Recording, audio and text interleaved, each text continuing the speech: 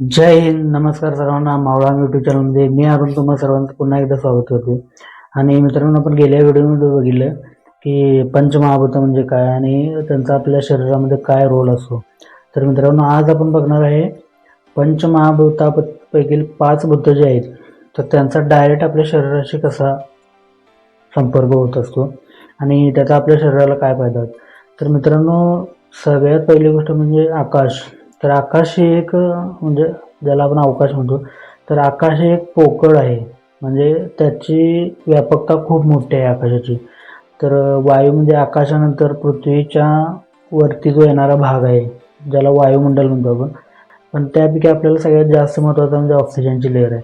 तर मित्रांनो, ऑक्सिजनचा तुम्हाला माहिती आहे, आपल्या पृथ्वीवर बनणारी प्रत्येक गोष्ट त्याच्यामध्ये ऑक्सिजनचं प्रमाण आहे, म्हणूनच ती एकत्र चिकटून राहिलेली आहे. जर ऑक्सिजनच नसेल तर या पृथ्वीवर कोणतीच गोष्ट स्थिर राहू शकत नाही. तर मित्रांनो, आपल्या शरीरातील आणि जीवनातील स्थिरतेसाठी ऑक्सिजनचा खूप मोठा रोल आहे. आणि तिसरी गोष्ट आहे ती जल म्हणजे पाणी. तर मित्रांनो, पाणी आपल्याला माहिती आहे, आपल्या पृथ्वीवर जेवढं पाणी आहे त्याचप्रमाणे आपलं शरीरसुद्धा बनलेलं आहे. आपल्या मित्रांनो, पूर्ण शरीरामध्ये 72% हे पाणी आहे, पाण्यानं बनलेलं आहे. पूर्ण 72% पाण्याचं आपल्या शरीराला गरज असते. तर मित्रांनो, पाणीसुद्धा आपल्या प्रत्येक अवयवाला, जसं पृथ्वीवरच्या प्रत्येक सजीवाला पाण्याची गरज असते, तसंच आपल्याला पाण्याची खूप गरज असते. पाण्याशिवाय आपण कोणतीही गोष्ट करू शकत नाही, ना विचार करू शकतो, ना आपली ऊर्जा बनवू शकतो. जल नंतर येतं तर अग्नी. तर मित्रांनो, अग्नी हा आपल्या आयुष्यामध्ये आपल्या पृथ्वीवर 4% या अग्नीचा उपयोग आपल्या शरीरासाठी होतो.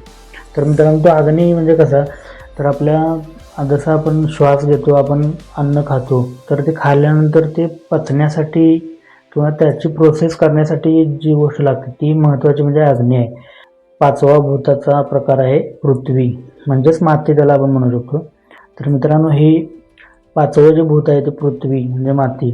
तर या मातीमधून आपण अन्नसुद्धा उगवतो आणि तेच अन्न आपण ग्रहण करतो आणि त्यातून ऊर्जा प्राप्त करून आपण आपली विचार बुद्धिमत्ता वाढवण्यासाठी या गोष्टींचा उपयोग होतो. तर मित्रांनो, ही होती पंचमहाभूतांचा आपल्या शरीराला होणारा फायदा. तर मित्रांनो, ही माहिती तुम्हाला कशी वाटली मला कमेंटमध्ये नक्की कळवा. आणि ही व्हिडिओ जर आवडली असेल तर व्हिडिओला नक्की लाईक करा. आणि आपण आता पुढच्या भागामध्ये जाणून घेणार आहे पंचमहाभूतांचं संतुलन कसं राखायला पाहिजे. तोपर्यंत मित्रांनो, बघत राहा मावळा यूट्यूब चॅनलमध्ये. तोपर्यंत सर्वांना नमस्कार.